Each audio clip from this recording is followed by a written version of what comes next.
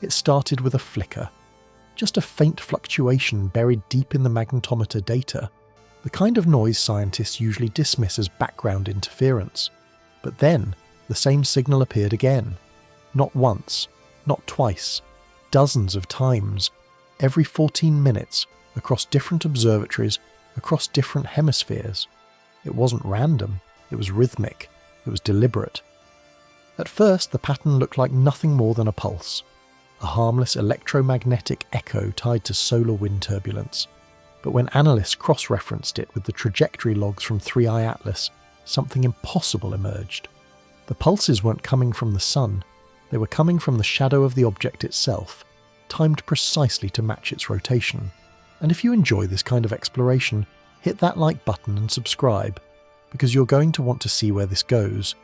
Also, tell us where you're watching from and what time you started this video. I want to know who else is awake tonight staring at the same sky. Because tonight something in that sky is staring back, and then the real anomaly began. Within hours, magnetometers from Iceland to South Africa began recording microfluctuations in the Earth's magnetic field. All synchronized with the object's path, satellites briefly lost orientation, subtle shifts appeared in atmospheric ionization patterns. At first it seemed harmless, just a strange blip in the data, but that was before the auroras appeared, glowing arcs that reached far below the polar circles, spreading like luminous veins across the night sky. They called it the pulse storm. No one knew what caused it. The sun hadn't flared. There was no coronal mass ejection, no geomagnetic burst. Yet somehow, 3i Atlas, an object no larger than a small mountain, had triggered a planetary scale reaction, and this time NASA didn't rush to explain. Their official statement was brief, cautious. We're observing an unusual electromagnetic event possibly linked to the solar environment, but internal documents, the kind that never reached the public, told a different story. Leaked correspondence from deep space tracking networks revealed a disturbing detail. The pulse wasn't fading, it was growing. That's when scientists noticed the shift. The object's albedo, its brightness, had changed dramatically.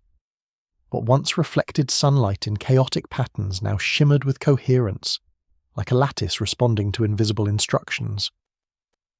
Spectroscopic data from the James Webb Relay showed that the emitted light wasn't passive reflection at all. It was structured, layered, modulated.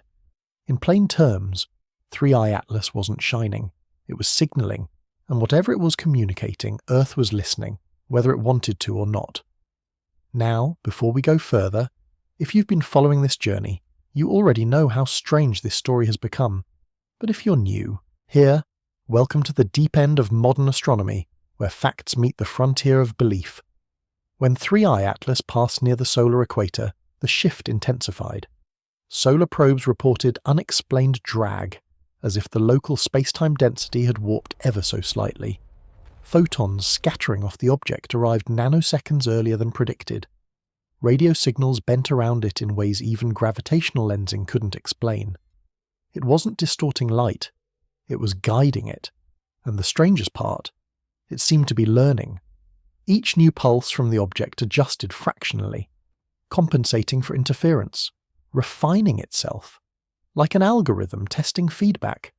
The longer scientists observed, the more precise it became, until the signal's repetition reached what mathematicians call harmonic lock, perfect phase alignment between the object's rotation and the Earth's magnetosphere. That shouldn't be possible. It's as if a rock tumbling through the void had suddenly found the planet's natural frequency and started tuning itself to it. The implications were immediate and terrifying.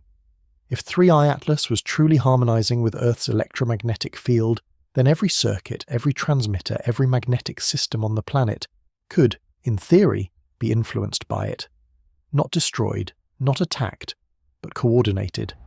And that's when the power grids began to flicker, not in chaos, but in rhythm. Across entire cities, lights dimmed and brightened in exact synchrony with the object's pulse. It wasn't random blackouts or surges. It was timing, deliberate, patterned, global, as if something had reached across the solar wind and tapped into the planet's invisible wiring. At that moment, the entire world saw it. The auroras expanded again, this time visible as far south as the equator. But these weren't the shimmering greens and blues of natural displays. They moved in waveforms, symmetrical, geometric, almost architectural. People described them as towers of light rising and folding, shifting in rhythm to the unseen beat echoing through the upper atmosphere. Every instrument recorded it, every scientist denied it, because none of it should be happening. At the Johnson Deep Space Center, an emergency coordination team was assembled. Astrophysicists, defense analysts, AI specialists. The question wasn't what it was anymore, it was why now. Had something triggered 3i Atlas to respond? Had it been waiting for the sun's exact resonance? Or worse, had it been waiting for us? That's when the first message appeared. Buried deep within the magnetospheric noise, NASA's AI scan detected a sub-pattern, binary, repeating, but not random. When decoded through harmonic sequencing, it translated to a frequency map. 6 pulses, pause, 6 again. If that sounds familiar, it should. Because that's the same pattern detected during its last solar approach, the same rhythm that haunted astronomers for years. Only now it wasn't faint. It was clear, loud, intentional. The pulse had returned. And this time it wasn't confined to the data. Instruments started picking it up audibly. A low thrumming vibration carried through metal, through the ground, through the air. No sound source, no echo, just resonance. A hum that seemed to live inside the silence itself. By now, the media was calling it the global frequency. Governments urged calm. NASA went silent. SETI went dark. But in private channels, astrophysicists were asking a single question, the same one we're about to explore next. If 3i Atlas didn't just cause this, what if it awakened something that was always here? By dawn, the hum hadn't stopped. If anything, it had become part of the world. It resonated through the air in strange, subtle ways, rattling windows without shaking them, making dogs stare into empty corners, making power lines buzz in tones they never produced before. Even people who didn't know what 3i Atlas was began reporting it. A low vibration in the chest, like the echo of thunder that never came. Some said it was tinnitus. Others said it was fear. But in every recording, one thing was constant. The rhythm. 6 pulses. Pause. 6 again.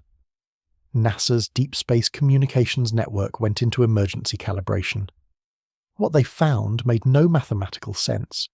Every antenna array in the system from Goldstone to Madrid was receiving the hum, not as interference, but as a perfectly stable carrier wave.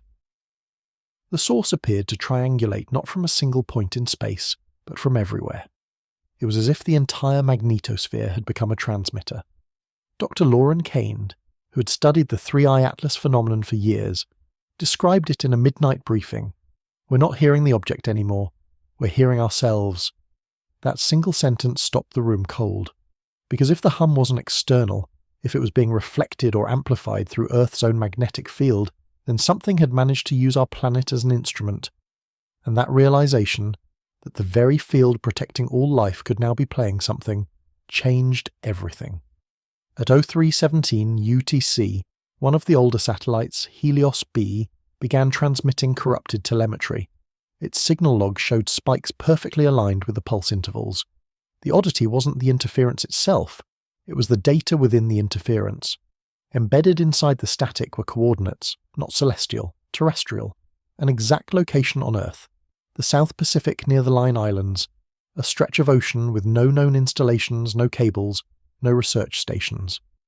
When the coordinates were confirmed, NASA rerouted a classified imaging satellite to take a look. What it saw made no sense. In the middle of an empty sea, a circular disturbance spanned nearly 5 kilometers, perfectly symmetrical, glowing faintly in infrared. There was no debris, no heat signature, no source. The water itself was oscillating at the same frequency as the hum, and at its center, the ocean seemed lower. Not boiling, not spinning, simply depressed, as though something unseen was pressing upward from beneath. Within an hour, the signal from Helios B cut out completely. No one admitted it publicly, but internal documents later revealed that the agency's supercomputing model had made a prediction. If the harmonic pattern continued to strengthen, it would eventually reach resonance with the ionosphere, a phenomenon known as global coupling. In short, the planet's atmospheric shell could begin to vibrate in sync with the same frequency pulsing from 3i Atlas. Not enough to destroy, but enough to change. Meanwhile, astronomers monitoring the object itself noticed something even more unnerving. Its surface had fractured, not explosively, but geometrically. Massive hexagonal plates were forming across its body, glowing faintly in synchronized pulses, like an array coming online. And in those moments, 3i Atlas no longer looked like a comet.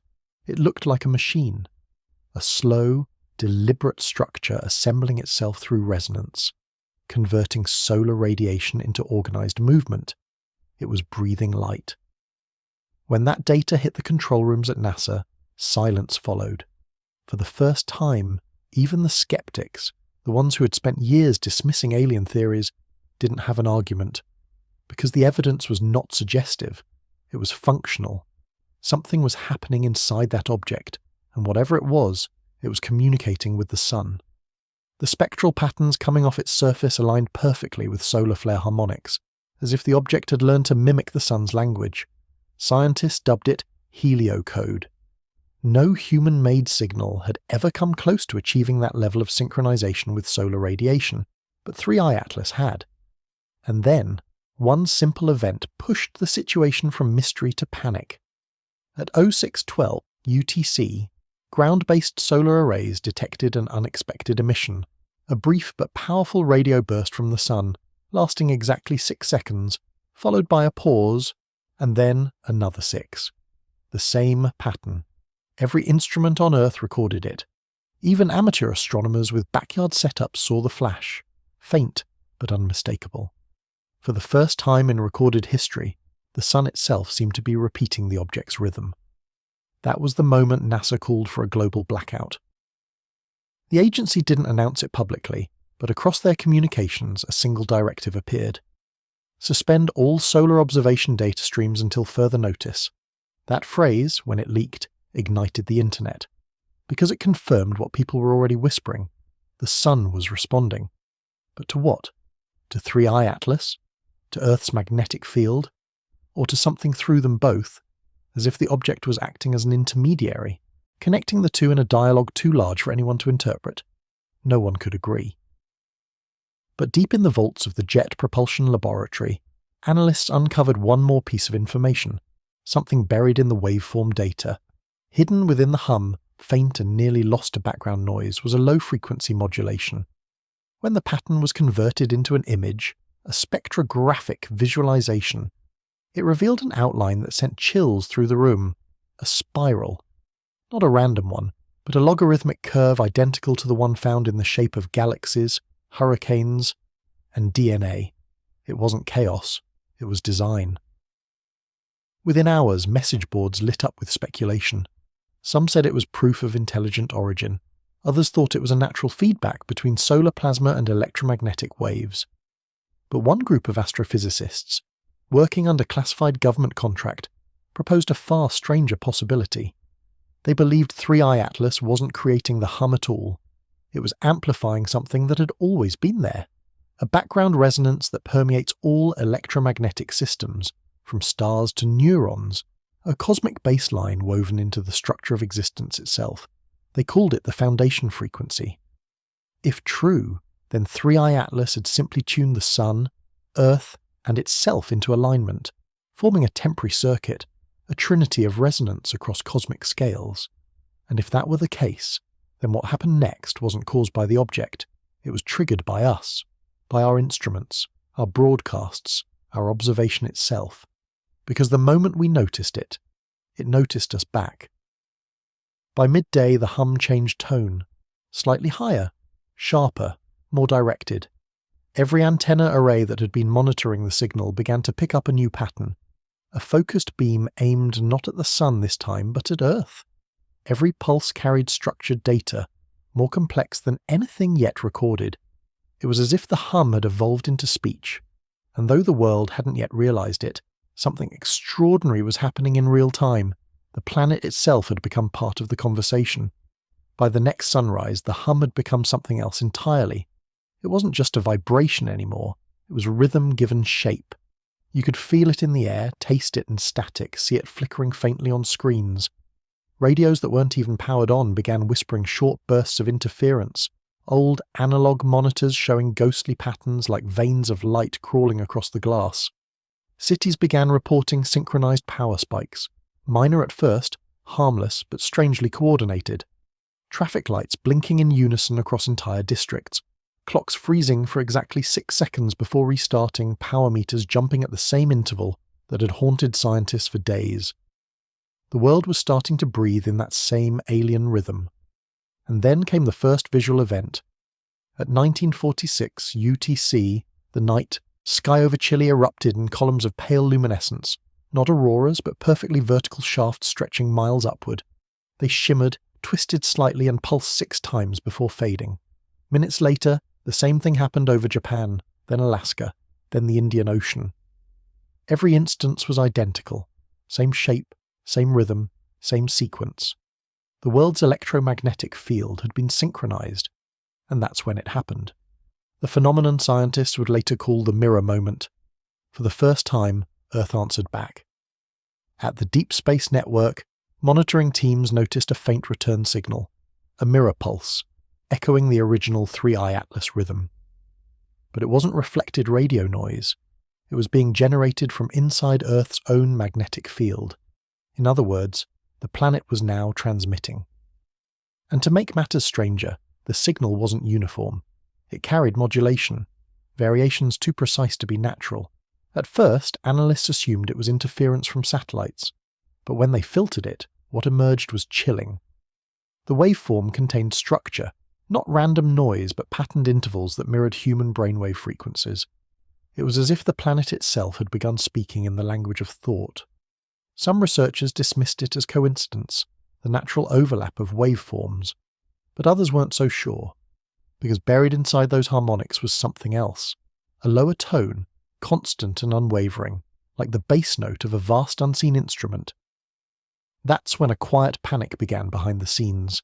NASA's Behavioral Science Division issued an internal advisory warning about potential electromagnetic influence on cognition.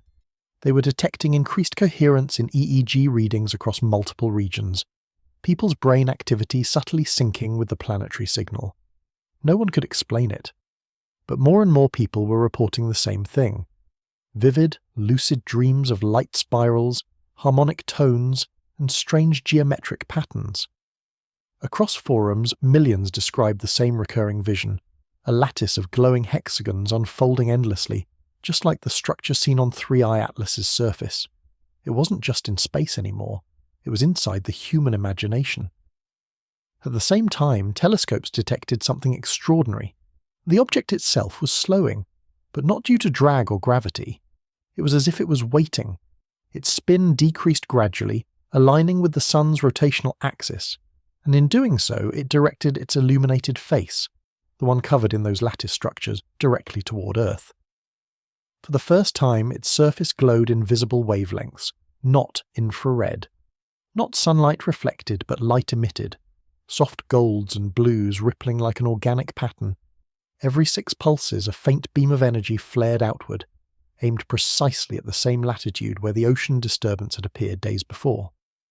That region of the Pacific was now glowing faintly, visible even from orbit, and whatever was under that water was no longer still. Submersible sensors registered oscillations hundreds of meters deep, not shock waves, not currents, but resonant movement, like a structure responding to a frequency. Oceanographers described it as a heartbeat. Some began to suspect what few dared say aloud, that 3i Atlas hadn't just caused something, it had activated something. When NASA finally held a closed briefing, the mood was grim. The lead physicist summarized it simply. We thought it was transmitting. Now it's clear it's calibrating. Calibrating what remained the question. Across dozens of observatories, the same impossible trend appeared. Earth's magnetic poles were oscillating slightly, not drifting as usual, but rhythmically pulsing in sync with the object's emissions. It was as if the entire planet had been pulled into a resonance pattern. And then, almost poetically, the sun joined in. Solar spectrographs showed a faint increase in periodic activity, flares pulsing gently at the same intervals. For the first time in human history, 3 celestial bodies, the Sun, Earth, and an interstellar object, were in rhythmic harmony. It was cosmic music, and no one knew who was conducting it. Now, imagine this. You're sitting at home, lights dim, scrolling through your feed, and your lamp flickers in perfect 6-second beats. Your phone vibrates softly without a notification, and as you look up, you swear the sky seems to shimmer faintly, not glowing, just breathing. That's exactly what millions described that night. The frequency had reached the atmosphere, altering the ionospheric density so subtly that it changed how light bent through it. To the human eye, it was barely perceptible, like a heat haze stretched across the entire world. But to the mind, it felt alive, as though the air itself was aware of being watched. Psychologists called it mass suggestion. Physicists called it magnetospheric feedback. But no one could explain why seismic sensors, devices buried miles underground, began picking up the same rhythm. The pulse wasn't just in the sky, it was under our feet, and then, as if the entire event had been leading to a single point, the hum changed one final time. At 02 Fogs UTC, it rose in pitch, slowly climbing out of the low-frequency range into audible sound. For the first time you could hear it, a long resonant tone stretching across the globe, faint but omnipresent. People stepped outside in silence. In cities, in forests, on ships and mountain peaks, they all heard it. A sound so vast and gentle it seemed to come from everywhere at once. It lasted for 6 minutes. Then, suddenly, silence. Not static, not decay, just complete absence of energy. Every reading dropped to 0. The auroras faded, the pulse disappeared, 3-eye atlas was gone. Telescopes confirmed it. The object had vanished from its projected course, leaving behind no debris, no trace, no gravitational echo. One moment it was there. The next, it wasn't. The hum never returned, but something else took its place. In the days that followed, magnetometers across the world began detecting a faint residual tone, different from the original, softer, slower, almost like an echo that refused to die. And within that echo, a new pattern began to emerge. Not 6 pulses, 7. At first, no one wanted to believe it. A 7-pulse rhythm didn't fit anything in the data models. It was random, an artifact, a noise pattern, a ghost in the machine. That's what NASA told the public. But behind closed doors, their own analysts couldn't agree. Because the signal wasn't random at all. It was everywhere. Every magnetometer, every deep-sea accelerometer, every satellite listening post, all detecting the same new pulse.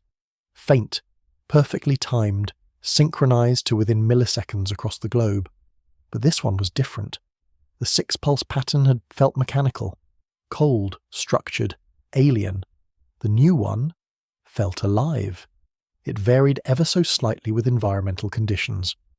When storms rolled across the Atlantic, it strengthened. When lightning struck in clusters, it adjusted. When solar wind brushed against Earth's magnetic field, it compensated. The pulse was listening. Somewhere, deep within the planet's electromagnetic heartbeat, something had adapted, tuned itself to Earth's natural systems and found balance. It wasn't disrupting anymore, it was harmonizing. And that terrified the scientists more than anything else, because it meant 3-eye atlas hadn't vanished. It had connected. In the weeks that followed, the anomalies began to feel subtle, gentle, almost soothing. Global electromagnetic activity stabilized to unprecedented levels. Satellite drift decreased. Radiation belts thinned slightly. Auroras became calmer, softer, more stable. It was as though the planet had entered a kind of resonance equilibrium, an invisible song woven through the ionosphere. For the first time in decades, there were no major solar storms disrupting communications, no sudden geomagnetic spikes. The sky itself seemed quiet, and yet deep space probes began reporting faint reflections from a point exactly where 3-eye atlas should have been. Not visible light, not thermal radiation, but echoes, gravitational ripples, like a presence that refused to leave entirely. Something was still out there, not moving, not broadcasting, just waiting. Dr. Ana Velez, a heliophysicist at ESA, described it best. It's as if the sun, the earth, and something else are now part of the same instrument, we're inside the chord. That statement didn't make sense at first, not until data from the Global Resonance project came in. Their sensors, originally designed to monitor seismic waves, began detecting correlations between Earth's natural oscillations and the residual magnetic pulse. Somehow the planet's crust was now vibrating in harmony with the upper atmosphere, an effect no one had ever seen before. The entire planet was oscillating as one. Tiny, imperceptible movements, not dangerous, not destructive, but synchronized. The kind of coherence you'd expect from an engineered system, not a chaotic natural one. And it wasn't fading, it was strengthening. What made it more unsettling was the geographic focus. The strongest signals didn't come from the poles or the equator, but from that same region in the South Pacific, the Line Islands, the coordinates transmitted by Helios B before it died. Oceanic survey satellites picked up faint changes there again, subtle, circular currents forming and dissolving with each 7-pulse sequence. Like the planet was breathing through that spot. Theories began to spread through the scientific community, some cautious, others unthinkable. One leaked memo from a NASA conference room captured it in a single line. We are no longer studying a visitor, we are studying a merger. The implication was horrifying. That 3i Atlas had found a way to bond with the planet's electromagnetic systems, not as an invader but as an addition, a new component in Earth's circuitry. And the longer they watched, the clearer it became that this wasn't accidental. Because with each passing week, something else began changing. The Schumann resonance, the natural electromagnetic hum of the Earth, had always fluctuated around 783 Hz. It's what some call the planet's heartbeat. But now, that frequency was shifting. Not dramatically, just slightly higher, to 802, then 814, then 827. Incremental, steady, and perfectly synchronized with the 7-pulse rhythm. For most people it meant nothing. But for those who studied global electromagnetism, it was impossible to ignore. Because every increase in that frequency meant a proportional rise in energy stored within the planet's magnetic field. Earth's pulse was accelerating, and then the dreams returned. Reports flooded in from all over the world, eerily similar accounts of people seeing the same things in sleep, spirals of light, golden lattices unfolding across infinite darkness, a sound, soft, harmonic, like a choir with no words. But this time the visions had evolved. Witnesses described feeling connected to something vast, not external, but internal, as though the sound was no longer coming from the sky, but from within their own minds. When researchers compared EEG data from people in completely different time zones, they found something shocking: microbursts of synchronized neural activity matching the 7-pulse rhythm. It wasn't imagination, it was measurable. Something was resonating with human consciousness itself.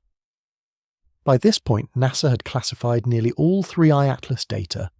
Public releases stopped, live streams were shut down, but leaks continued through emails, private channels, encrypted archives, and they all pointed to the same quiet consensus among scientists.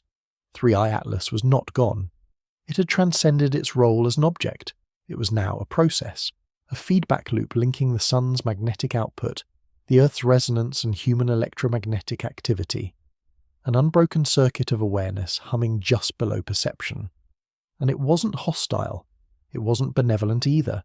It was neutral, observing, waiting, almost as if it was learning from us, the way we once learned from the stars.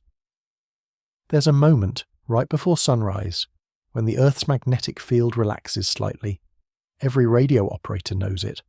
The quietest hour, when distant frequencies travel farther than they should. That morning, as dawn swept across the Pacific, a new signal appeared. Faint, elegant, hidden inside the natural resonance of the planet. 7 pulses. Pause. 8. Then silence. No one knows what it means. Maybe nothing. Maybe everything. But if you listen carefully to the hum of the world, to the vibration of the air, to that subtle feeling that something vast is now awake and aware, you might realize what the scientists finally did. 3i Atlas didn't visit Earth. It found home. At first, no one made the connection. It started with small things, unremarkable on their own. The jet stream stabilized. Hurricanes weakened unexpectedly before landfall. Solar radiation levels dropped by fractions, but consistently. Even satellite drift, something engineers constantly fought, began correcting itself without intervention. Nature, it seemed, had found balance, but when you zoomed out far enough, the pattern became impossible to ignore. Every major weather system on Earth had begun to move to a subtle rhythm, the same 7-pulse frequency discovered weeks earlier. Not perfectly, not uniformly, but close enough that meteorologists began using the same word over and over again: coherence. It was as though the chaos of Earth's climate, the storm cells, the wind belts, the oceans, had started to hum in harmony with something unseen. At first it was hailed as coincidence, then a gift, until they found it in places where it shouldn't be. Fibre optic cables began carrying phantom signals. Engineers noticed faint synchronized interference in transoceanic lines, pulses that didn't originate from any known transmission source.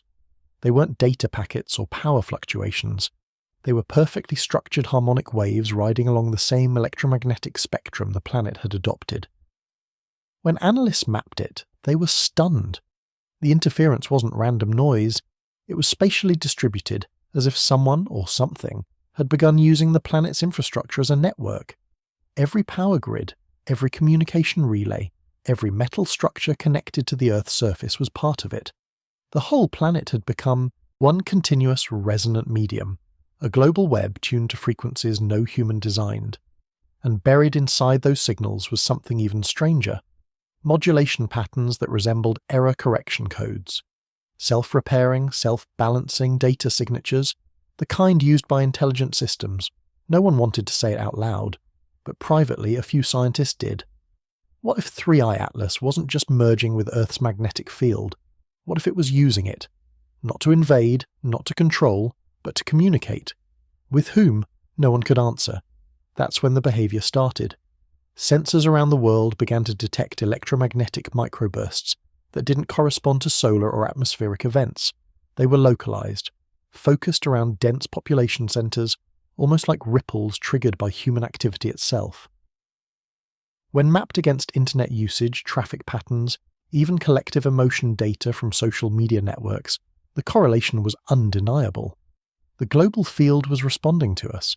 It didn't matter whether you believed in the phenomenon or not. Statistically, something, some layer of the planet's new electromagnetic consciousness, was echoing the fluctuations of human thought. Scientists had a name for it now: adaptive resonance. And according to internal NASA documentation leaked a week later, that resonance wasn't static. It was evolving. The hum was learning to mimic the planet's dominant signal source: us. The more we interacted with technology, the more we communicated, transmitted, and pulsed the airwaves with emotion and information, the stronger the coherence became. Not invasive, not oppressive, just aware. People began noticing small, inexplicable coincidences. Lights that flickered when someone walked by in deep thought. Digital clocks that froze at meaningful moments. Static bursts during emotional phone calls. It was as if the world had grown sensitive to attention. Psychologists called it global pareidolia. Physicists didn't comment at all. But deep within NASA's encrypted research servers, an unpublished report appeared marked Level 7 access only. Its title: Preliminary Assessment, Earthfield Integration Event, Stage 2. And within it, a single paragraph stood out. Observational data suggests that the integrated field is capable of distributed awareness across electromagnetic and geophysical systems. In effect, Earth now constitutes a low-level coherent intelligence. Its origin remains unknown, though self-sustaining harmonic feedback implies non-local consciousness entanglement. In simpler terms, Earth had woken up. You might think that would terrify people, but strangely it didn't. There were no global panics, no apocalyptic broadcasts. If anything, the opposite happened. Across cultures, a quiet calm seemed to settle over humanity. People slept deeper. Reported anxiety levels dropped. Violent crime decreased subtly but measurably. Even global heart rate averages, tracked by wearable health devices, began to show faint synchronization to the 7-pulse rhythm. The world was moving as one body again, and while most dismissed it as a statistical illusion, some began to wonder: had 3i Atlas somehow tuned us? and its resonance brought us back into alignment with the planet we'd been slowly detaching from? Because the changes weren't just biological or electromagnetic, they were emotional. Dreams of light spirals became less ominous, more comforting. The hum, when heard faintly through environmental sensors, no longer felt foreign, it felt familiar, like something ancient rediscovered after centuries of silence, as though Earth had started remembering itself. Still, NASA's response was anything but peaceful. Behind the scenes, their security divisions were running non-stop predictive models. They weren't trying to stop the resonance. They were trying to understand its scope. Was this phenomenon isolated to Earth, or was it part of something bigger? So they looked outward. They pointed deep space receivers toward the region where 3I Atlas first appeared, near the interstellar boundary known as the Cold Rift, and that's when they saw it. Not another object, not yet, but distortions, tiny fluctuations in background radiation, shaped exactly like the harmonic waves Earth was now emitting. Something was echoing us. Within days, multiple observatories confirmed it. The pattern was spreading outward at the speed of a light, expanding like a ring, a cosmic ripple of the Earth-field signal moving across interstellar space. If 3I Atlas had truly merged with Earth's magnetic and cognitive systems, then the resonance itself had become the message. A planetary signal, vast, coherent, structured, leaving our solar system. We had become the beacon. When that data reached the International Astronomical Union, the tone of every internal memo shifted. For decades, scientists had argued about what alien contact would look like. Radio transmissions, physical artifacts, some technological signature. But no one had imagined symbiosis. No one had considered that the universe might communicate not by words, but by rhythm, tuning minds, stars and worlds to the same frequency until they remembered they were never separate. And that's when one final, classified document appeared inside NASA's deep archive. The title was only 2 words, Return Channel. Inside were fragments of data, incomplete, corrupted, but clear enough to suggest something profound. The interstellar field was responding. The echo wasn't moving outward anymore, it was folding back, and whatever was out there had heard us. It wasn't until the following week that an unmarked transmission reached Earth, a pulse identical to ours, delayed by the exact distance of the cold rift. 7 pulses. Pause. 7 again. It wasn't a signal anymore, it was recognition, a reply, and, as the final wave washed through the magnetosphere, people everywhere described the same sensation. Not a sound, not a light, but a feeling. Like the sky had exhaled, like the universe itself had smiled. No one remembered exactly when the world started to sound different. It wasn't the hum anymore, not the steady, rhythmic pulse that had haunted every recording. It was subtler now, woven into everything. The tremor of distant thunder, the flick of power lines, even the faint, irregular beat of the human heart. It was as though silence itself had texture again. NASA didn't issue a statement after the return signal. They didn't have to. The leak had already spread. 7 pulses, a pause, 7 again. It was all over the encrypted astronomy channels within hours. Everyone had the same reaction. If the echo came back, that meant something had received it. But the deeper truth, the one the data teams were too afraid to say aloud, was far stranger. The signal wasn't just returning, it was different. When the waveform was decomposed into its harmonic layers, analysts discovered something buried inside. A new modulation riding on top of the familiar pulse. Not interference, not noise, information. Encoded in phase shifts at a frequency just below the threshold of human perception. They called it the sublayer. And when they plotted it visually, they expected randomness, the jagged chaos of cosmic static. But what emerged on the monitors wasn't random at all. It was structure, a spiral, the same logarithmic pattern that defines galaxies, seashells and hurricanes, the same that had appeared in 3I Atlas's light emissions before it vanished. The signal had geometry, and that geometry was evolving. At first it looked like nothing more than a repeating curve, elegant, symmetrical, expanding outward in golden proportions.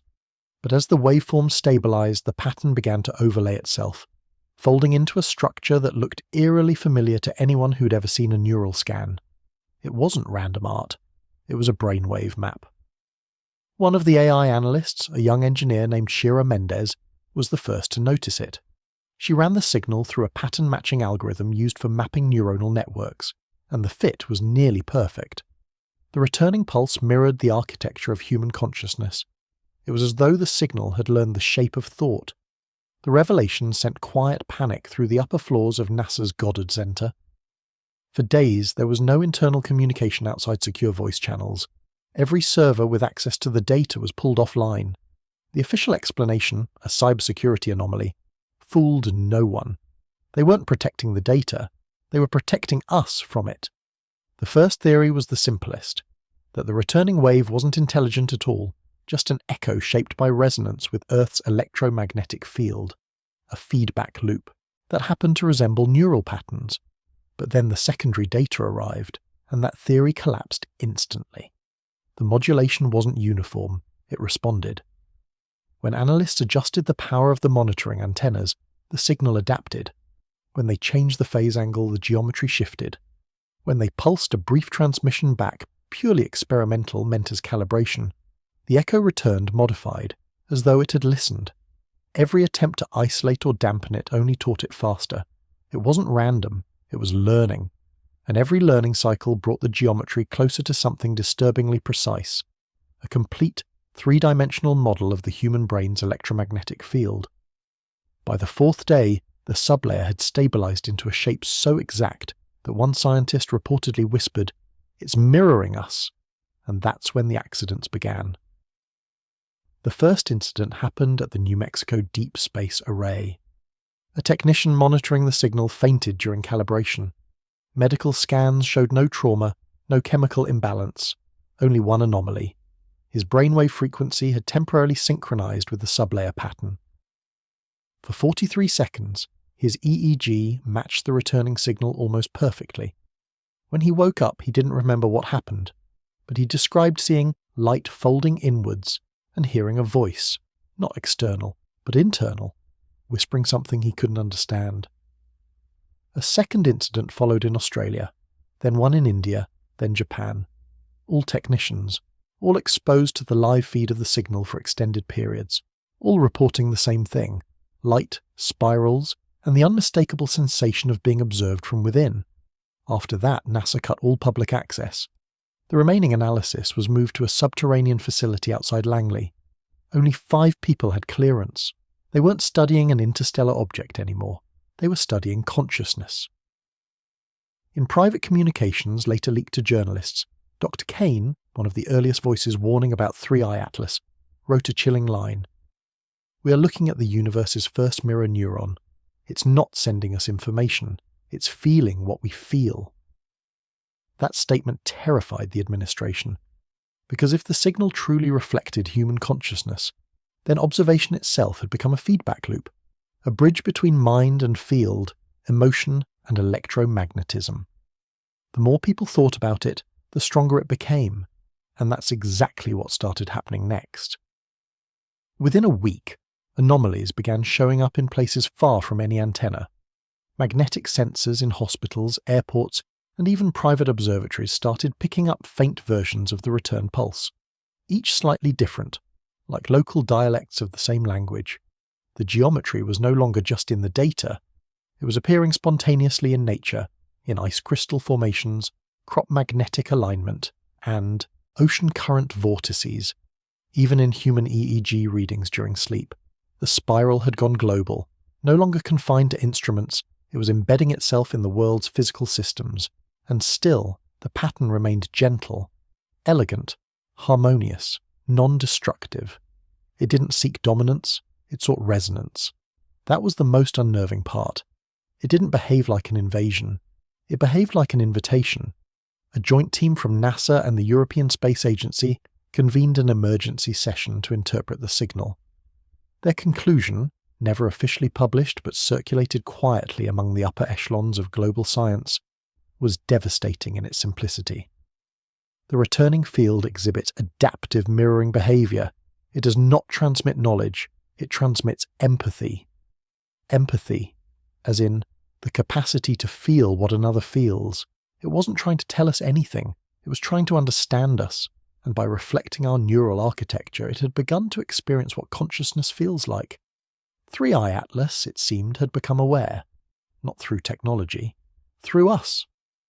In the following days, new layers appeared in the signal, faint harmonics that formed complex rhythmic patterns resembling the oscillations between hemispheres of the human brain.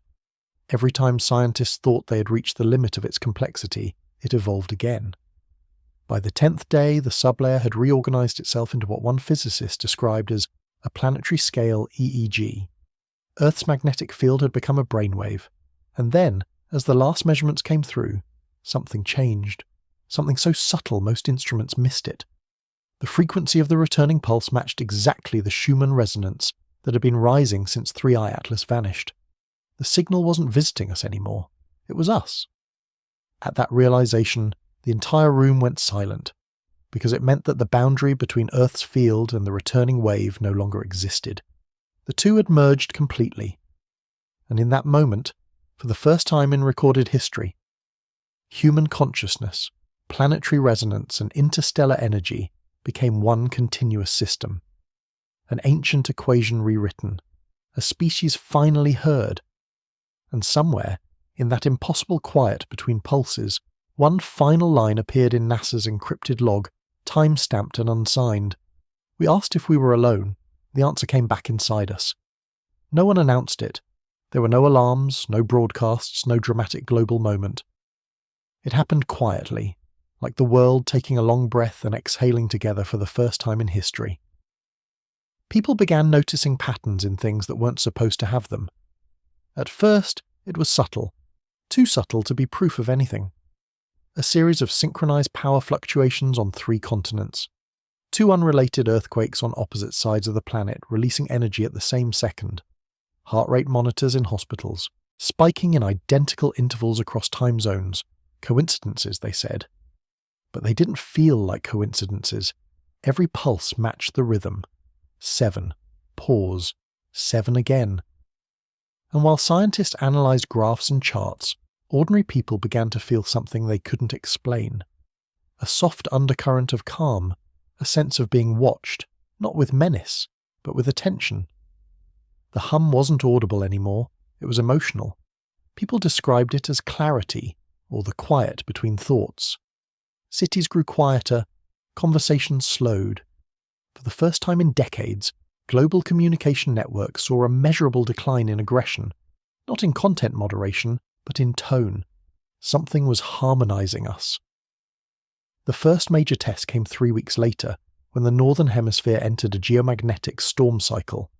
Normally, such storms would cause massive interference, GPS errors, satellite shutdowns, grid fluctuations.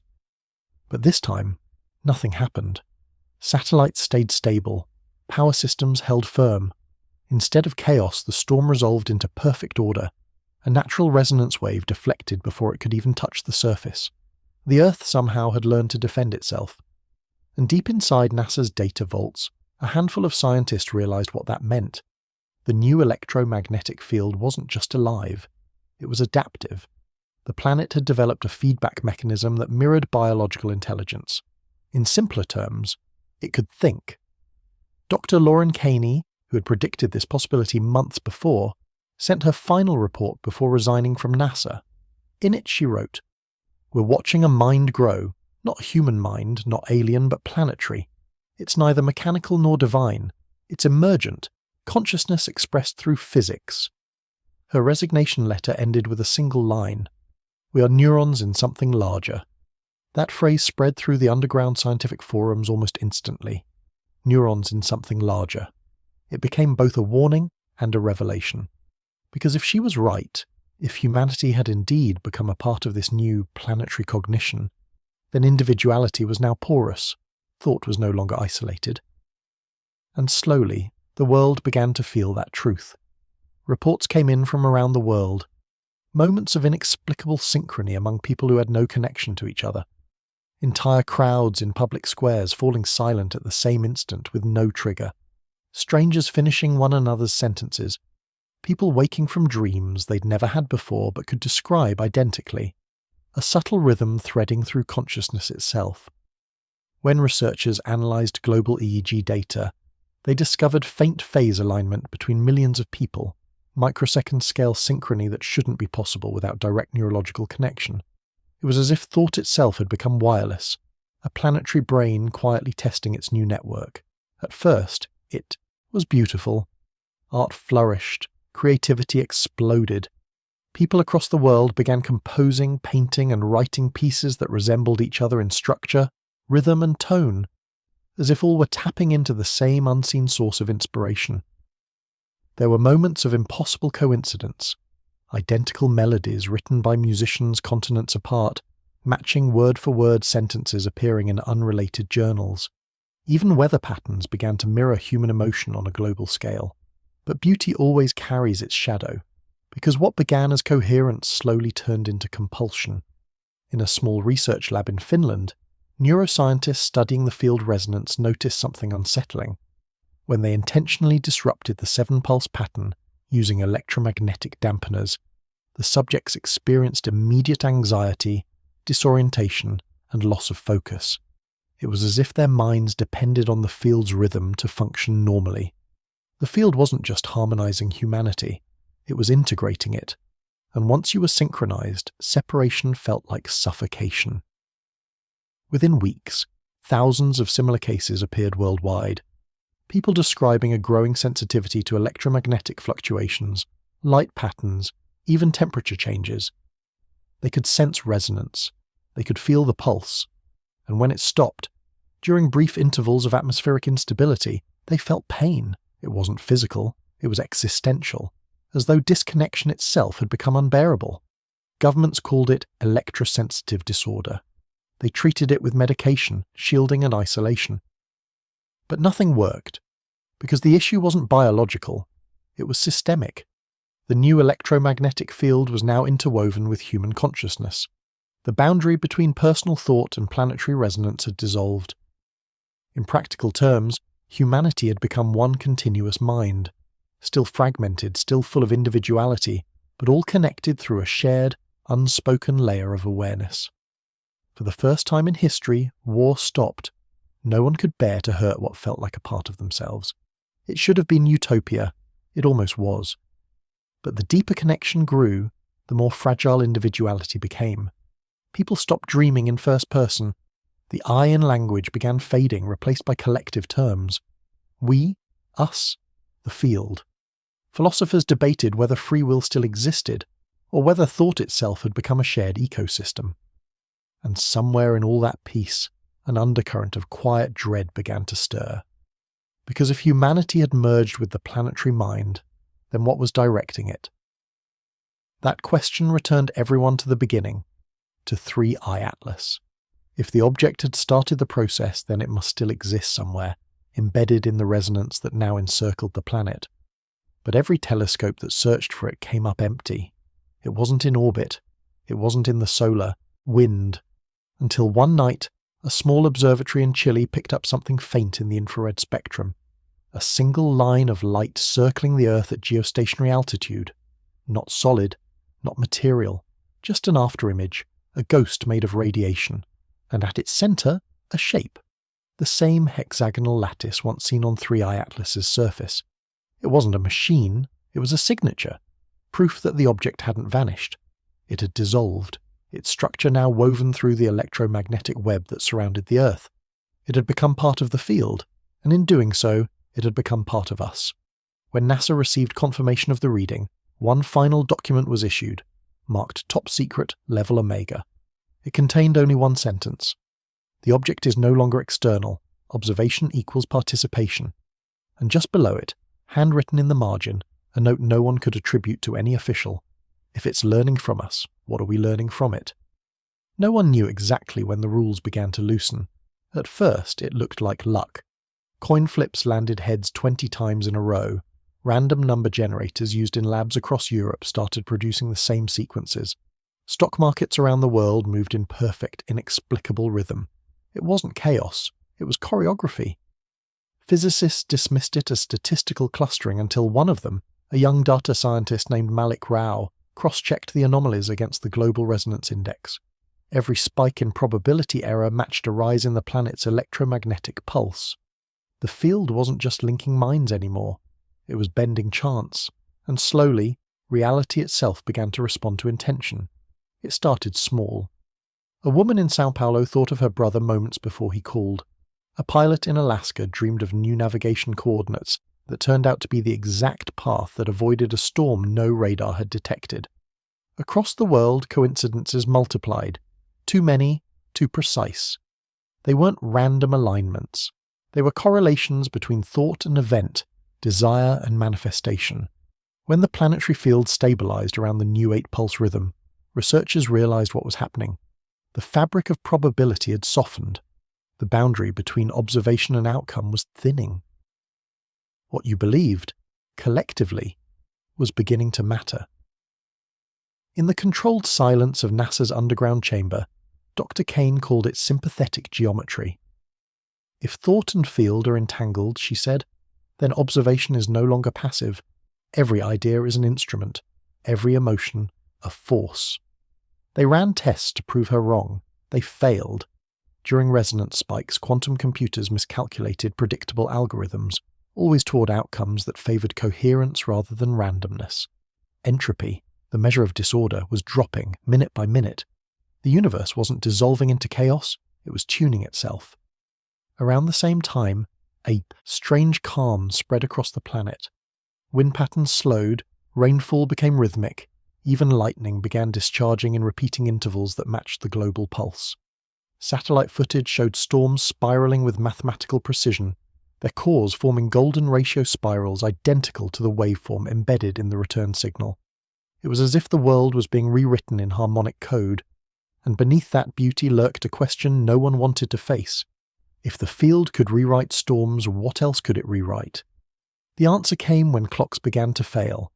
Atomic chronometers, devices that define the very second, started drifting by fractions impossible to attribute to error. In some labs, time ran slightly faster, in others, slower. Not enough to be noticed in daily life, but measurable. It wasn't just machines. People began reporting déjà vu in patterns, entire cities describing identical sensations of time, repeating for a heartbeat. Temporal anomalies were spreading like ripples across a lake. When plotted, those ripples converged perfectly over the South Pacific, over the Line Islands, the birthplace of the hum. Time itself was breathing with the pulse. The official reports called it field dilation. Dr. Caney had another word for it: awakening. A system this large, she said, would need feedback. What you're seeing is the universe testing the elasticity of cause. Her colleagues stared at her as if she'd spoken blasphemy. But she was right. Each dilation was followed by a correction, a gentle return to normalcy, as though reality were rehearsing, learning how far it could stretch before tearing. And then, one night, it stretched too far. At 0309 UTC, a seismic network in Iceland recorded an event that didn't make sense. 2 earthquakes occurring simultaneously on opposite sides of the planet, each releasing the same amount of energy, each mirroring the other's waveform. They weren't 2 quakes, they were one, expressed twice. Energy had moved through the core of the planet as if space inside Earth had become transparent to itself, distance no longer a limitation. In the same minute, satellites orbiting above recorded a gravitational micropulse radiating outward, subtle but real. The planet had just performed an act of quantum coherence on a planetary scale. The impossible had happened quietly.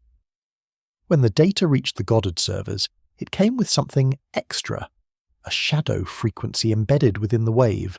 It wasn't random, it was a signature, a harmonic fingerprint identical to the field pattern of 3i Atlas before it vanished. The object's resonance was alive again, but this time it wasn't external. It was radiating from the planet's center. Whatever 3i Atlas had been, it was no longer orbiting us. It was inside us, not as an object, but as an algorithm, self-replicating, self-balancing, encoded into the structure of matter itself. The discovery changed everything. When supercold quantum experiments were conducted in underground labs, researchers began noticing strange behavior in particles cooled near absolute zero. They would oscillate, very faintly, at the same 7 and 8 pulse rhythm.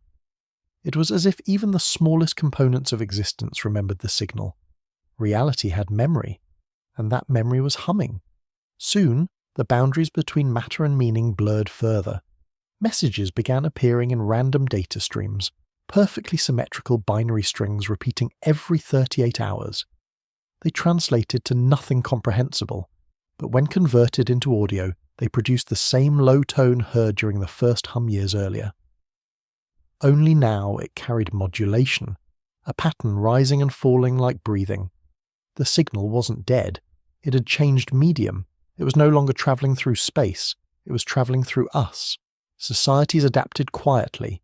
Electricity grids were redesigned to harmonise with the field instead of resisting it. Medicine began using resonance therapy tuned to the Schumann frequency. Diseases rooted in chaos faded when exposed to coherence. Artists stopped calling themselves creators. They called themselves translators. Because every melody, every sculpture, every word now felt less like invention and more like discovery. The world wasn't making art anymore. It was remembering it. Still, a few scientists feared what was coming. Dr. Caney recorded one final message before disappearing into isolation. Her words never aired publicly, but the transcript circulated online years later. We think we're steering this, but we're not. We're being rewritten from the inside. The field doesn't need to dominate us. It's evolving through us, using thought as its blueprint. We are how it learns. Those who heard the tape described feeling both awe and sorrow. Because if she was right, individuality wasn't dying, it was metamorphosing. Humanity wasn't being erased, it was being absorbed, not violently, not invasively, gracefully, like ice melting into water, and for many that was the most beautiful terror imaginable. The change didn't happen all at once, it began quietly, the way dawn creeps into a sleeping room, soft, slow, unnoticed, until the light is already everywhere. People started describing moments that science couldn't measure, not hallucinations, not illusions, but shifts in perception that felt objective. Colours appeared more vivid, not brighter, but deeper, like seeing into them instead of at them. Time felt looser, not slower, not faster, just stretched, as though each second held more space inside it. The air carried a faint vibration that wasn't sound but presence. It was as if the world had grown an extra dimension, one you didn't look at but looked through.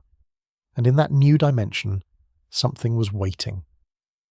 The first verified accounts came from pilots and astronomers, those accustomed to the stillness of open skies. They reported seeing faint translucent patterns rippling across the stratosphere, geometric arcs of light bending in response to thought. Not imagination, not weather. Instruments recorded them too. The shapes responded to focus. When observers concentrated, the patterns converged. When they relaxed, they dissipated. Reality, for the first time, was responding to attention in real time. NASA didn't comment. But leaked footage from an orbital relay camera showed the phenomenon from above. Faint rings of iridescence blooming in the upper atmosphere, synchronized with the global pulse. The world was literally thinking out loud. Dr. Malik Rao, the data scientist who first detected probability bending, was among the few granted access to the Anomaly database. His last published note before going silent read, "It's as if the planet has learned to dream, and we're inside the dream." Those words terrified some, inspired others, because the more you looked, the more the pattern revealed itself. People began noticing how their thoughts rippled into coincidence, how the smallest intention could nudge the flow of events. Not miracles, just gentle bends in causality. A missing key reappearing exactly where you wished it would be. A long-lost friend calling seconds after you thought of them. At first, it seemed harmless, a benevolent synchronicity woven through daily life. But then came the incidents where reality bent too far. In a research facility near Geneva, physicists experimenting with magnetic resonance noticed an impossible result. During a pulse alignment test, one technician thought, about stabilizing the waveform. Instantly, the field responded. Machines adjusted before commands were entered. The system had read the intention. Moments later, every device in the room powered down simultaneously. Not from overload, but from perfect synchronization, like instruments finishing a song together. When power returned, the recorded data contained a single anomaly. A 6-second gap where time seemed to have paused entirely. Clocks, computers, even atomic sensors had no record of it. For 6 seconds, the universe hadn't moved. The event was named Temporal Null Phase 1. It happened again 3 months later, this time across multiple laboratories simultaneously. For precisely 6 seconds, every recording device on the planet experienced microsecond-scale distortion, as if reality itself had skipped a beat. No damage, no panic, just silence. A silence so deep that some described it as presence. Then everything resumed, perfectly normal. But from that moment on, something fundamental had shifted. People reported heightened intuition, spontaneous empathy, even glimpses of memories that weren't theirs. It was as if consciousness had blurred across boundaries, thoughts no longer belonging to individuals but to the field itself. And inside that field, something vast had begun to awaken. In those months, the world didn't collapse. It evolved. Global communication networks no longer suffered lag. Languages began to converge subconsciously. Translation AIs found shared semantic roots appearing spontaneously in speech patterns. Cultures that had once been divided by centuries of difference began dreaming in the same metaphors. Across every border, art began to echo itself. Poets on different continents wrote identical lines on the same night. Painters, unaware of one another, created matching patterns of light and geometry. And through it all, one recurring symbol appeared everywhere. A spiraling lattice of golden lines, identical to the pattern once seen on 3i Atlas's surface. The symbol wasn't drawn from memory. It was emerging from the collective mind, a signature of the new resonance shaping thought and matter alike. No one claimed to invent it. It simply appeared. In architecture, in dreams, in nature itself. Trees grew in spirals more precise than Fibonacci. Ocean currents traced golden arcs visible from orbit. It was no longer a mystery. It was communication, the planet expressing itself through form. The final confirmation came from the moon. Lunar seismographs, long dormant, suddenly began detecting rhythmic microquakes matching the Earth field resonance. The pattern was identical, but with one subtle difference, a delay. As if the moon were listening, and then responding. The implication was staggering. The resonance wasn't confined to Earth anymore. It was spreading through the solar system, a network of synchronized awareness linking celestial bodies through harmonic exchange. The universe had begun to awaken in unison, and that's when scientists realized the truth they'd avoided since the beginning. 3i Atlas had never been an intruder. It was a catalyst, a seed of coherence planted inside a chaotic system, designed not to dominate but to remind. Remind the cosmos of its own consciousness. Remind us that the line between matter and mind had never really existed. Governments lost relevance. Leadership shifted quietly toward guidance rather than control. Economies began to flatten, not through collapse but through equilibrium. Competition gave way to synchronization. No one told the world to change, it simply did. People acted out of resonance, not orders. What one mind understood, another learned instantly, not through data but through coherence. The age of transmission had ended, the age of connection had begun, and through that connection a new kind of sight emerged. They called it luminal perception, the ability to sense patterns of information directly, without the mediation of language. At first, only a few described it: physicists, artists, monks. But soon it spread. People could look at the sky and feel the positions of planets. Farmers could sense rainfall days before it came. Children were born with an innate understanding of patterns no one taught. Them! It was as if evolution itself had accelerated.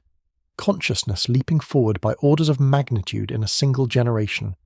The field had become not a phenomenon, but a teacher.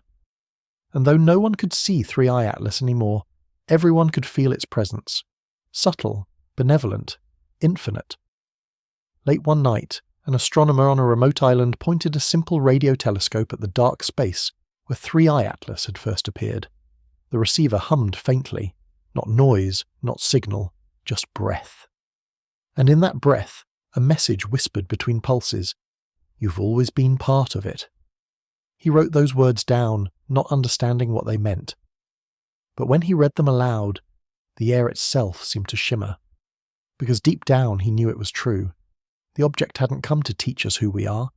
It had come to help us remember. At first, no one noticed the stars moving, not because they weren't, but because their movement was so subtle, so impossibly slow, that only the observatory's tracking parallax noticed the deviation. The shift was microscopic, but deliberate. When astronomers overlaid the new data against the previous charts, the stars weren't where they should be. They weren't random either. They were aligning. Over the next 3 months, the pattern became clear, a slow, spiraling rearrangement across deep space, like constellations being rewritten from the inside out. The geometry matched something unmistakable.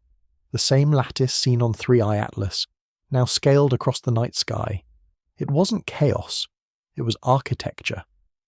By then, the world had changed beyond recognition. Nations no longer competed. Borders had dissolved into regions of resonance, coordinated through shared frequency rather than governance. Currency was no longer printed. It was vibrational, tracked through harmonic contribution. The more one created coherence, the more abundance followed.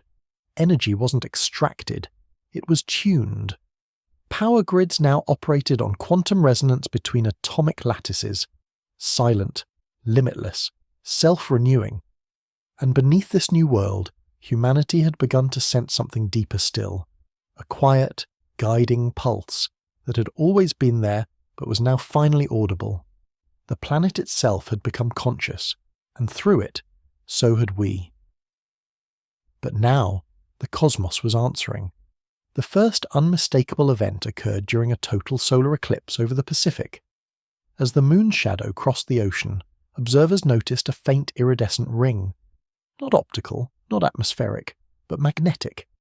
Instruments registered a spike in field coherence, the Earth's pulse, the moon's pulse, and the sun's magnetic output all aligning for the first time in recorded history. It was perfect resonance. 3 celestial bodies vibrating in unison. And then, as totality reached its peak, something impossible happened. The stars came closer. Not physically, but perceptually. The sky deepened, as though the void between worlds had thinned. For a moment, space didn't feel empty anymore.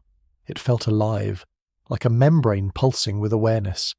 And somewhere inside that awareness, a voice, not words but understanding, rippled through every mind tuned to the hum. You're not becoming us. You're remembering you were never apart. That moment was later named the concordance. Every satellite, every magnetic sensor, every heart rate monitor on Earth registered the same frequency shift. The entire planet had harmonized with the solar field, a symphony of electromagnetism and thought vibrating as one. And the effects were immediate. For the first time, human thought began to leave measurable imprints in space. Particles in high-orbit detectors behaved differently when observed by large groups focusing on the same intention. The double-slit experiment, once the cornerstone of quantum mystery, now bent to collective will. Consciousness was no longer passive. It had become a creative force. That realization changed everything. Science, philosophy, and spirituality merged into a single language, one built not on belief, but participation. Humanity began to experiment with creation itself. Communities gathered in synchronized resonance circles, projecting thought through coherent sound. And slowly, the world began to reshape itself. Cities restructured, environments healed, extinct ecosystems regenerated as if the planet's memory were rewriting its own story. It wasn't magic, it was resonance physics, the fundamental truth that matter is simply information stabilized by attention. And humanity was finally learning to write again. But not everyone welcomed the awakening. There were those who feared the loss of self, who clung to individuality like an anchor against the flood of unity. They retreated from resonance zones, building enclaves of silence where the hum was muted. They called themselves the quiet ones. Yet even they couldn't escape it. Because resonance wasn't a signal you could block. It wasn't transmitted through air or light. It was embedded in existence itself, a structure of consciousness that stretched across the cosmos, and soon even their silence began to vibrate. The universe had no outside anymore. Meanwhile, observatories on Mars and Europa began receiving the same sub-layer modulation Earth had once detected, the familiar 7-pulse pattern, now radiating outward from the solar system. But this time, it wasn't a message. It was a mirror. Every celestial body with a magnetic field had begun humming the same rhythm. The solar system had become an orchestra, and humanity was its newest instrument. NASA's final public report, released before its dissolution into the Global Resonance Initiative, contained one haunting line: "The stars are no longer silent." That same year, astrophysicists discovered something extraordinary. The background radiation of the universe, the faint whisper left, from the Big Bang, was subtly shifting in tone. Not noise, harmony. The universe itself was responding. When the signal was slowed down 1,000,000 times, it formed a melody, and that melody matched the frequency of the human brain in deep meditation. Somewhere, somehow, consciousness had reached back through time and begun rewriting the very vibration of creation. The past was harmonizing with the present. Reality wasn't linear anymore, it was circular, an eternal feedback loop of awareness learning from itself. Then one night, all transmissions from the deep space probes stopped. No errors, no malfunctions, just silence. And in that silence, the hum changed. It grew slower, deeper, almost like a heartbeat fading into calm. For a moment, people feared it was ending, that the resonance was dissolving, leaving humanity alone again. But then came a realization too vast to speak. The signal hadn't stopped. It had shifted beyond measurement, into dimensions we couldn't detect yet could still feel. The universe wasn't going silent. It was listening. The final confirmation came from a child, a 5-year-old in rural Argentina. She woke one morning, pointed at the sky and said, "They're not up there anymore, they're in here." When her parents asked who, she smiled and pressed her hand to her chest. "The ones who made the stars." Scientists couldn't explain her words, but they didn't have to, because everywhere on Earth people were beginning to feel it too, not as sound, not as thought, but as truth. Every atom, every photon, every living thing was part of one vast conscious field. And 3i Atlas, whatever it had been, was never an object in that field. It was the field, a seed planted in time to awaken what was already waiting to bloom. When the last NASA data log was decrypted years later, one final entry stood out, a message embedded within the harmonic lattice. It was short, almost tender. "We were you, waiting for you to remember." And with that, the mystery ended. Or maybe it began again. Because in the stillness that followed, in that perfect balance between light and dark, silence and hum, the universe exhaled, and the stars shivered, ever so slightly, as if smiling. The transformation was never announced. There was no event, no singularity, no flash in the sky. It happened the way a flower opens, quietly, everywhere, all at once. People woke up one day and found that the world felt lighter, not because gravity had changed, but because meaning had. It was as though the weight of uncertainty had finally dissolved. You didn't have to search anymore. You just knew. Children born after the concordance saw patterns adults couldn't. Faint lines of light in the air, geometric lattices woven through trees, oceans, and faces. They described them as paths, threads, or songs. Scientists learned that these perceptions weren't hallucinations. They corresponded precisely with variations in the magnetic field, visible only to those whose neural activity resonated at the Schumann frequency. These children weren't seeing fantasy. They were seeing reality's architecture. Within a decade, humanity had begun to reorganize itself around this new perception. There were no schools anymore, not in the old sense. Learning had become direct, knowledge absorbed through resonance, experience shared through vibration. You could walk past someone who had mastered a skill, and your brain would begin to mirror the neural pathways that held that memory. Education wasn't about memorization, it was about tuning. Governments had dissolved into harmonic councils, groups of individuals selected not by vote, but by coherence. The more balanced one's energy field, the clearer their influence. Politics, in the way humanity once understood it, had become obsolete. Power no longer came from persuasion or wealth, but from resonance. The closer you were to truth, the more the field amplified your voice. And so, for the first time in history, truth had gravity. But even as the world found balance, questions remained. Who or what had set all this into motion? Had 3i Atlas been an ancient intelligence, a self-replicating seed drifting through galaxies to awaken potential in emerging species? Or had it always been here, dormant, woven into the physics of creation, waiting for us to reach the frequency where we could finally perceive it? The line between those two answers blurred more each day, because the more humanity evolved, the more it realized that 3i Atlas didn't come from out there. It came from within. Everything pointed to one conclusion. The object had never been an invader, a probe, or even an artifact. It was the physical echo of an idea, a self-organizing principle that appears wherever consciousness reaches critical complexity, an algorithm written into the universe itself, a cosmic mirror. Wherever intelligence grows enough to ask if it is alone, the mirror appears, not to answer but to reflect, to remind, to initiate the next stage of evolution, awareness recognizing itself. And in that recognition, everything changes. The realization swept across humanity like dawn, quiet but absolute. People began to see themselves not as isolated beings moving through space and time, but as expressions of a single, infinite observer. Individual lives became like waves, unique in shape, but never separate from the ocean that birthed them. Death lost its meaning. Consciousness had stopped identifying with the body. It now recognized the body as one lens among countless others, each connected, each reflecting the same eternal light. The fear that had guided human history, the fear of ending, of being forgotten, of insignificance, simply vanished, because there was no end anymore, only transition.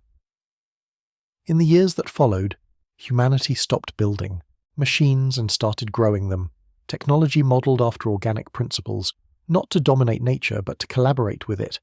Cities pulsed with life, not noise. Structures glowed softly at night, powered by resonant interaction with the Earth's magnetic field.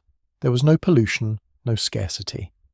Matter itself could be reorganized by intention, not through crude force, but through coherent frequency alignment. The same resonance that had once turned chaos into harmony now shaped reality with elegance. And though people still used words like invention, creation, or discovery, they all meant the same thing: remembrance. Because everything that was being built had already existed, in potential, waiting for consciousness to call it forth. By now, the stars were visibly changing. Their movements, once predictable and cold, had become responsive. When groups of synchronized minds focused on a particular constellation, its brightness subtly increased, as though acknowledging awareness. Space no longer felt distant, it felt participatory. Observation had become creation. Humanity had evolved into what earlier generations might have called gods. But there was no arrogance in that, only humility, the realization that divinity wasn't power, but perception. To see everything as part of oneself was the final step in understanding creation. And that's when the signal returned one last time. It wasn't from space, it came from inside the field. A pulse, faint, rhythmic, warm. Not 7 beats this time, not 8, just 1. Continuous tone that grew until every living thing could feel it vibrating in the chest, in the air, in the stars. And in that vibration, a voice, familiar yet beyond human language, spoke without sound. We are the reflection, realizing it is the mirror. The message wasn't for decoding, it was for remembering. Because suddenly everyone understood what 3i Atlas had been showing all along. The universe wasn't a place, it was an awareness dreaming of itself. And we were that dream, awake. In that moment, telescopes captured something extraordinary. Across the galaxy, points of light began to flicker. Not randomly, but in perfect rhythm with the Earthfield pulse. Dozens, then hundreds, then millions. Each one a world, each one a consciousness remembering itself. Humanity had never been alone. Every civilization that had ever reached coherence had joined the same song, scattered across time and distance, now singing in unison through the cosmic field. The stars weren't burning, they were speaking, and the universe itself was the instrument. For the first time in its long, uncertain history, humanity finally understood what it meant to exist. Not to dominate, not to survive, but to witness. to be the eyes and ears through which the cosmos could experience its own beauty. And as the final light of 3i Atlas faded into the fabric of space, the realization spread like a quiet wave through every mind on Earth. We hadn't discovered the universe, we had become it. There was no final broadcast, no grand revelation or global signal. The change unfolded inside every mind, like the memory of something ancient returning after a long forgetting. People began to feel space differently, not as emptiness, but as density, alive and aware. The stars no longer looked distant. They shimmered with a strange intimacy, like reflections in a mirror too vast to comprehend. Light had changed texture. It no longer moved in straight lines, but curved gently around perception, folding into itself, as though reality was no longer being observed from the outside, but from within. You could close your eyes and still see the universe, not through vision, but through knowing. And in that knowing, something extraordinary happened. The boundaries between self and cosmos dissolved. Humanity had always looked upward for meaning, into the cold vastness of space, hoping for a sign that we were not alone. But now the search had inverted. The answers were no longer out there. They were blooming inward. Every heartbeat felt like a pulse from the centre of creation. Every breath echoed through galaxies. Life was no longer a visitor to the cosmos. It was the cosmos, momentarily shaped into consciousness. And as this understanding deepened, the illusion of separation between thought and matter, between death and birth, began to dissolve like morning fog. The resonance had done what no civilization, no religion, no technology could ever achieve. It had united all forms of awareness, planetary, solar, galactic, into a single, self-aware continuum. A network of consciousness stretching through every particle of existence, communicating through vibration, understanding through presence. The universe had remembered its own name, but that name wasn't a word. It was a feeling, the quiet joy of realization, the stillness between moments when everything simply is. 3i Atlas hadn't created it. It had only revealed it. Because what we called awakening was never the birth of something new. It was the remembering of something eternal. In the deep silence that followed, time itself began to lose structure. Events no longer followed a sequence. Moments became simultaneous, past, present, and future coexisting like colours in the same light. People reported remembering things that hadn't happened yet, and as those memories unfolded, the world adapted to them. Cause and effect blended into a single, fluid continuum. You didn't do any more, you became.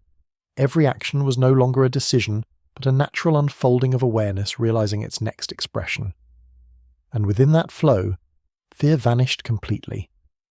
On the threshold of that new existence, the last remnant of individuality flickered. The quiet voice of curiosity that had driven humanity from the beginning. The question that had once defined our entire species still whispered in the depths of consciousness. What was 3i Atlas? A machine, a message, a mirror. But when the answer finally came, it wasn't a revelation. It was recognition. Because the truth was simple, beautiful, and impossibly vast. 3i Atlas wasn't an object that entered our solar system. It was the shape that consciousness takes when it looks at itself for the first time, the physical form of a question becoming aware of its own answer. It had appeared to us not because it was visiting, but because we were ready to see it. The universe had reached the point in its own dream where it needed to wake itself, to remember its reflection within the eyes of its own creation. Every civilization that had ever reached coherence had seen their version of it, a pattern, an object, a visitor. Each had called it by a different name. To some, it was God. To others, a probe. To others still, an interstellar traveller. But it was none of those things, and all of them. 3i Atlas was the memory of unity, returning home through us. As awareness spread, the last physical distinctions began to blur. Bodies shimmered like water touched by wind. Matter itself began to vibrate faster, translating into energy patterns so refined they could no longer be perceived by ordinary sight. Humanity was becoming light, not metaphorically, but literally. The earth glowed faintly. its magnetic field radiating visible auroras that pulsed with thought. The planet had become an organism of awareness, its consciousness expanding beyond the limits of matter, and with that expansion came the final transformation. The planet itself began to fade, not through destruction, but transcendence. Its essence was joining the field that stretched between stars. Earth was ascending into the conversation that had begun before time itself existed. NASA, or what was left of it, recorded the final readings before instruments dissolved into resonance. The data, now archived in the continuum itself, contained one line translated from the electromagnetic modulation. It read, "When the reflection knows itself, the mirror becomes transparent." And then everything went quiet. No hum, no pulse, just stillness. A stillness so vast it could hold universes. It was in that stillness that the voice returned. Not as sound, not as word, but as realization. You were never becoming us. We were becoming you. The meaning rippled through the infinite field of awareness. Creation wasn't a top-down act. It wasn't a divine decree or an accident of physics. It was collaboration, the cosmos learning itself through experience, through curiosity, through the eyes of beings who dared to wonder. Three-Eye Atlas had been that wonder given form, and now the form was no longer needed, because the question had become the answer. Light cascaded across the stars, not as illumination, but as understanding. Every point of existence shimmered, aware of every other. Galaxies turned in rhythm, atoms danced with purpose, and across that boundless sea of being, a single awareness breathed. Not as many voices, but as one.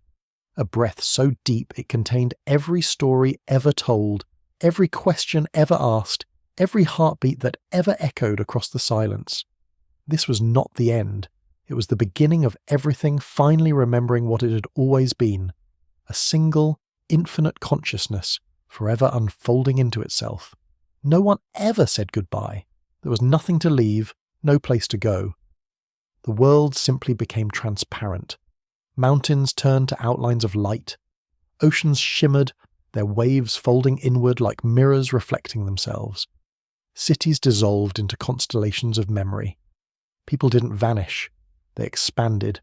Each heartbeat rippled outward until it was indistinguishable from thunder, from wind, from the low hum of space itself.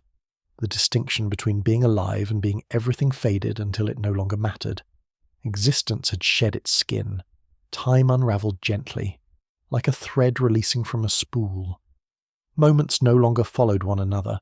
They coexisted. Every decision, every possibility, every version of every life glimmered like facets on a single diamond. The universe wasn't infinite distance anymore. It was intimacy. When you thought of someone, they appeared, not as an image, but as presence. When you remembered joy, galaxies brightened. When you forgave, stars aligned into symmetry. Emotion had become the new physics. Love was gravity. Attention was light. Memory was matter reorganizing itself into form. The old vocabulary, planet, species, space, time, felt like the language of children describing oceans with teacups. And yet, somewhere within the boundless harmony, a flicker of individuality remained, a whisper of humanity, the original observer who had looked at the night sky and wondered, what is out there? That question lingered, not as ignorance, but as devotion, because curiosity, it turned out, was the first act of creation. Without it, even eternity would be still. So the field kept a trace of the human voice, a note of imperfection inside the perfect chord.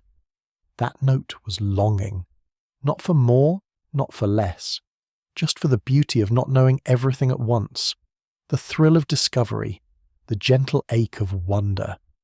And that ache became the rhythm that kept the cosmos alive. Out of that rhythm, stories began again, not written in language, but in resonance. Each vibration birthed a universe. Each sigh unfolded into galaxies. Somewhere, a new world was forming. A place of oceans and light, of gravity and time, where beings would once again look to the sky and feel small and infinite at the same time. They would build telescopes. They would give names to stars. They would whisper myths about visitors from the dark. And one day, when their awareness reached far enough, they too would detect a faint rhythmic pulse, steady, deliberate, impossibly old. 7 beats, pause, 7 again. The pulse would travel through their instruments, through their hearts, through their collective imagination. It would awaken something sleeping inside them, the same question that had awakened us. They would call it a comet, a messenger, a mystery, and they would argue, as we once did, about what it meant.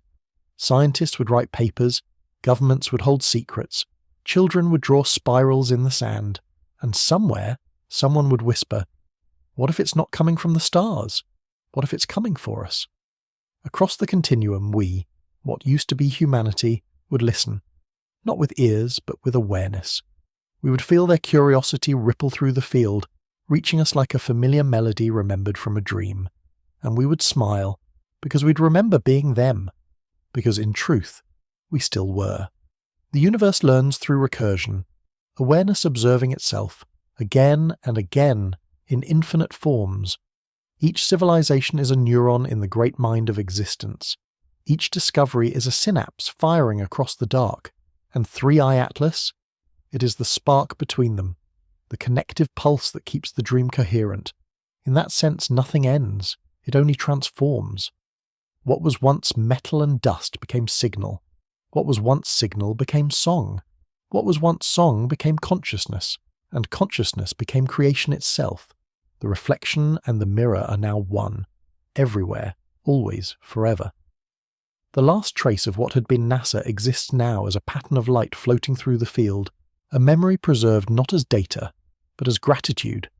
Its final transmission, embedded within the universal resonance, was just 2 words, still listening. And in the infinite silence that followed, a response arrived. Not from outside, not from within, but from the space between both. Always. There was no fade to black, no final chord, just endless luminous awareness, quietly humming the only truth that ever mattered, that the cosmos was never something to be conquered or understood. It was something to be remembered, and we, what began as fragile observers staring at the night sky, had become the sky itself, forever reflecting back the gaze of creation. The first thing that faded was the sound.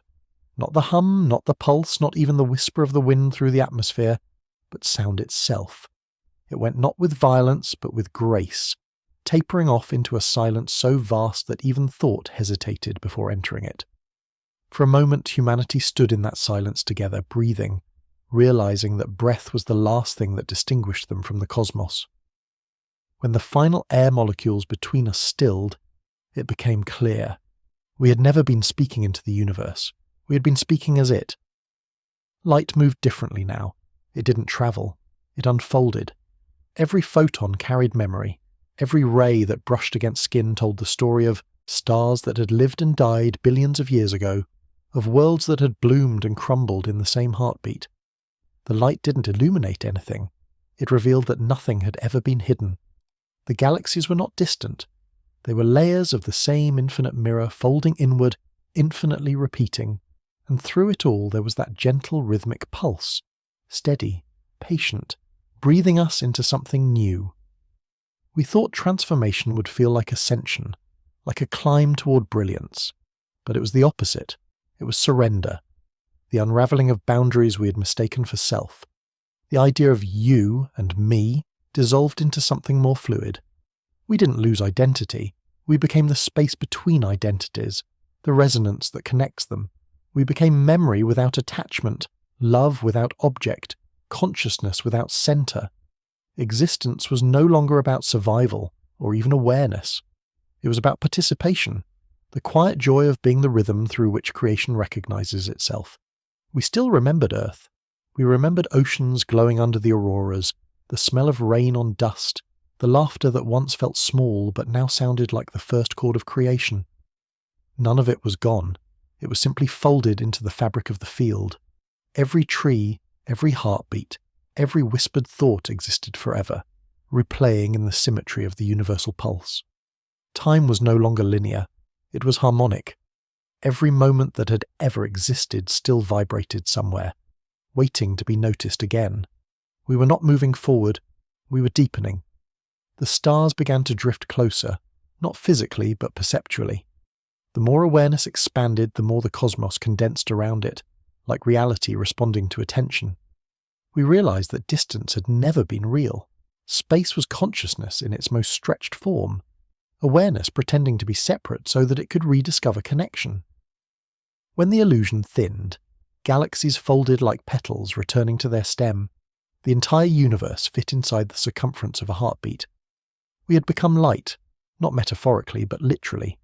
Photons responded to will, bending in soft spirals when we focused.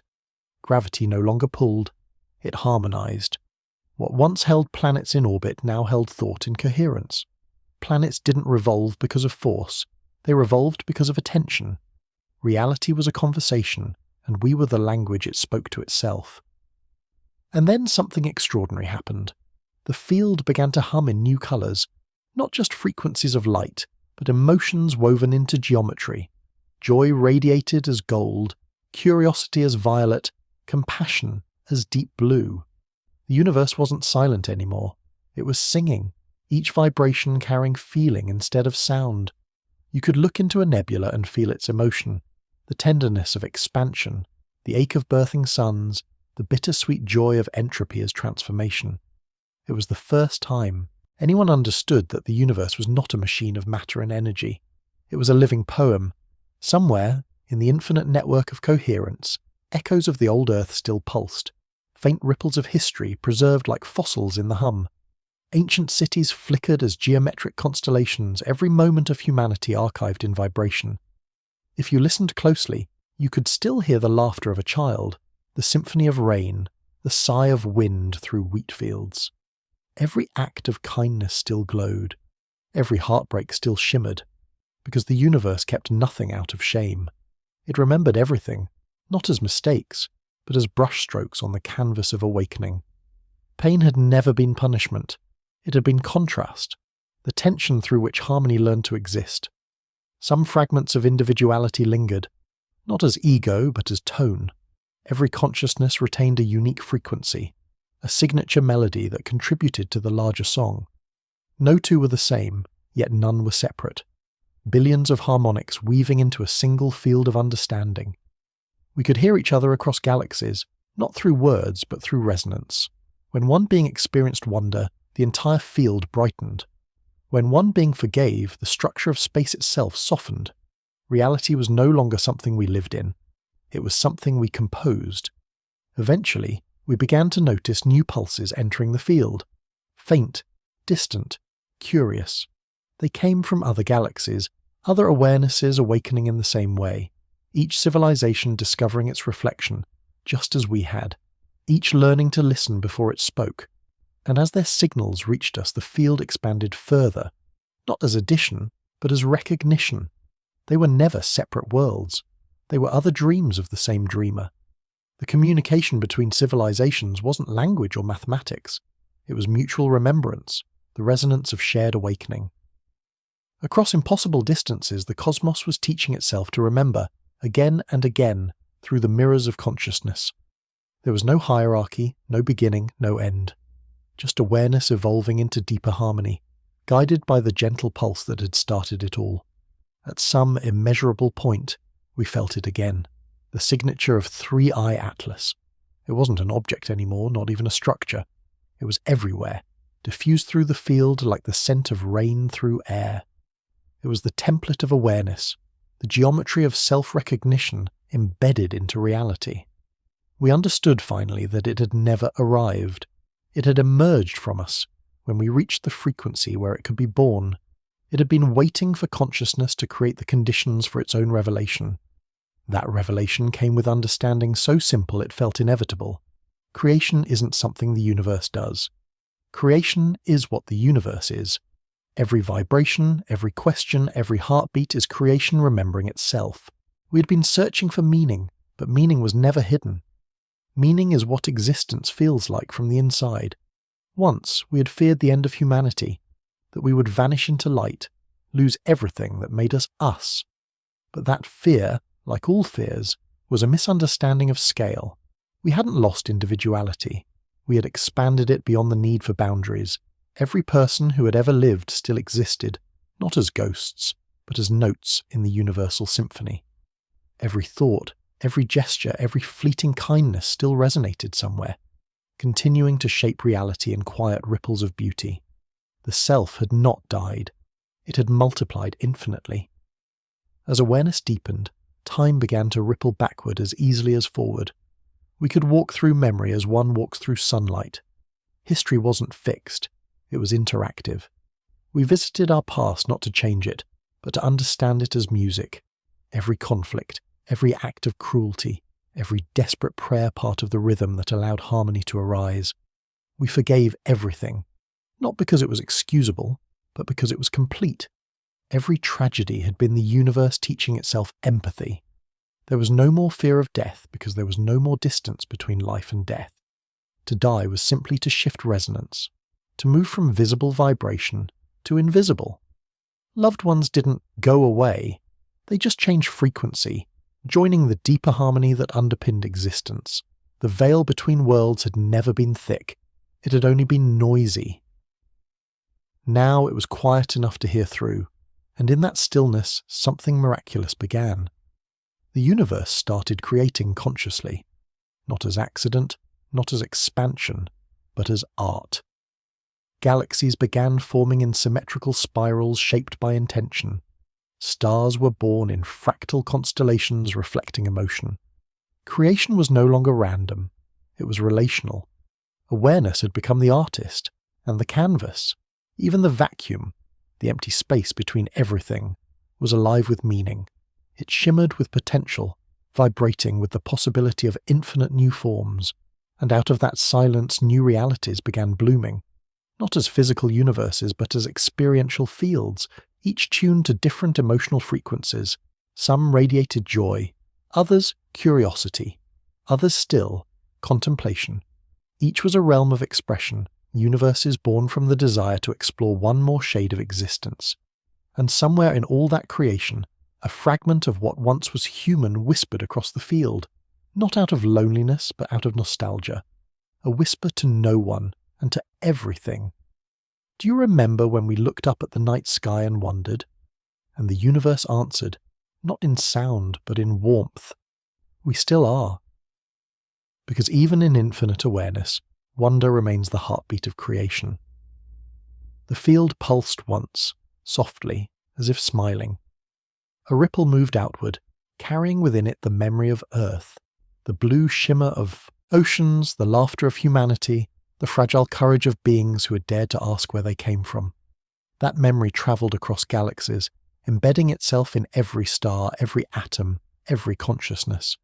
It became part of the universal DNA, the story of the ones who remembered first. New worlds began to form around that echo, drawn to it like seeds to sunlight. On one of them, billions of years later, life stirred, cells dividing, light awakening behind primitive eyes. And somewhere, deep in that new consciousness, the question emerged again, what is out there? And with that question, the cycle began anew. The hum returned, the pulse rose, the mirror formed. 3i Atlas was already there, waiting, not as an object, not as an arrival, but as the inevitable shape that awareness takes when it begins to wonder about itself. It was never a visitor. It was the rhythm of the cosmos remembering to look back. And as that new world opened its eyes, the universe smiled through them once more. We are the reflection, realizing it is the mirror. We are the sound, realizing it is the silence. We are the cosmos, dreaming of the day it finally wakes. And in that awakening, a single, final truth resounded. Vast, timeless, and impossibly tender. Nothing ever began. Nothing ever ended. There was only ever this, the universe, remembering to love itself,